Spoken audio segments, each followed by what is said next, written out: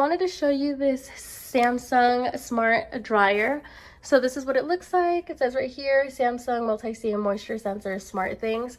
So this doesn't have any buttons. As you can see, basically it's just like a little tap and then it'll turn on. And then you can see like the little light indicators for everything. And then these are your little selections.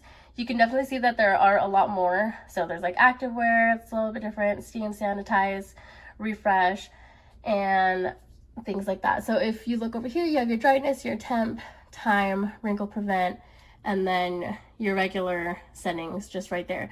And then also when you do start it, you do have to hold to start it. You can't just tap it. So that's just a little bit. And then as far as the door, you can see through it. I always love that. I think it just has this nice look to it. And then you can see everything on the inside. But it is quite spacious as well, just to show you guys.